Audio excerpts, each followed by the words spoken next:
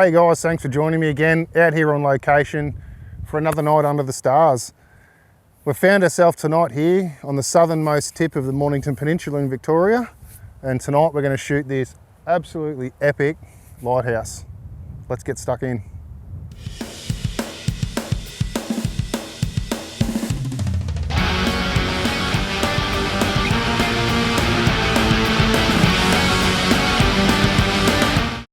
If you're new to the channel here, welcome guys.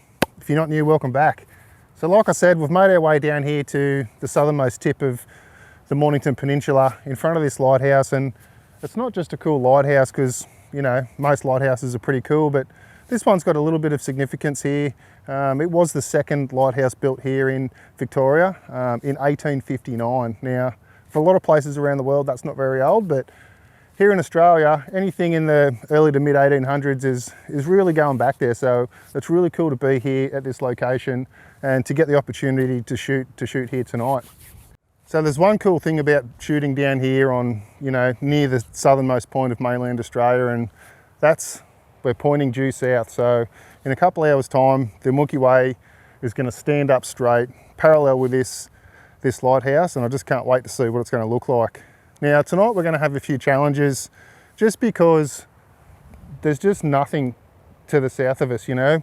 Tasmania is way down there, but essentially there's nothing stopping the winds ripping up from Antarctica and smashing us here in this location. So using the tracking mount tonight is going to be a little bit of a hit or miss, so I'm just going to see how we go. I'm going to do my best to use the tracking mount and see how much detail I can pull out of the sky, but we're just going to have to wait and see. But I'm super excited.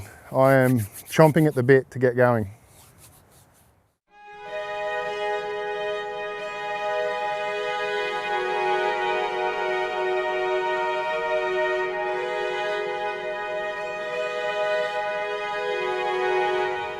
So I've made my way down here now, just to the other side of the lighthouse. I've shot the foreground and I've just moved to the other side of the lighthouse. Now, that's going to help me in post-production, but the biggest thing for me now is it's going to help with the wind. So I'm a little bit more protected here than what I am on the other side of the lighthouse there. And being using a tracking mount, I need everything to be as still as possible. So I've put the counterweight kit on the tracking mount tonight. I don't normally use it, and you don't normally need to use it for sort of wide angle Milky Way stuff, but I really wanted to make this thing weigh as much as possible to try and tackle that wind a little bit. So we're just going to have to see how we go. I've got a little bit of time up my sleeve now until the Milky Way stands up in its final position. So I'm just going to utilise that time to, you know, do some test shots and just see what works. I may end up doing shorter exposures and stacking them, but we'll just have to see. Now, that also leads into the hot tip for this video. Get to your location with plenty of time to play around with different settings. There's nothing worse than turning up and having to, you know, get shooting straight away to get your image. So try to leave yourself plenty of time to play around with different settings, and, you know, like tonight with it being windy, just play around and see how you go. Anyway, I'm gonna have a play. So plans have changed a little bit from before. So I was down on the other side of the lighthouse trying to stay a bit protected from that wind, but, you know, Murphy's Law, anything that can go wrong. The wind swung around and absolutely smashed me. So I've had to move back up behind the lighthouse on this side, and it's still incredibly windy up here, but I'm really impressed with how putting the counterweight on and really making this mount heavy has handled this wind. Yeah, it's really impressive.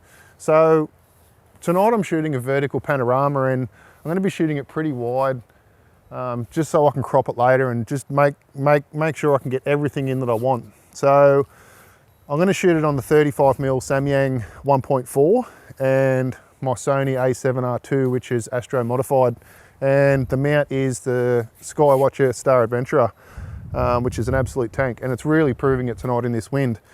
So the settings I ended up with was f2.8, just to sharpen that lens up a little bit.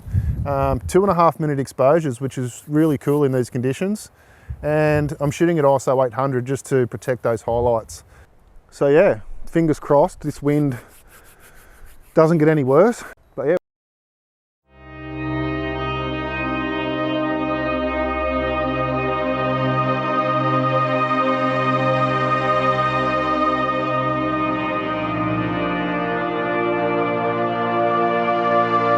So the last exposure is just going off here now.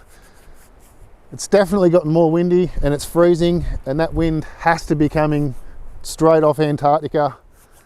Oh. Anyway, it's another one in the bag. I hope you guys enjoy this image. It's definitely been probably one of the more challenging nights I've had out under the stars, that's for sure. But you know, it all looks good on the back of the camera, so we'll see how it turns out.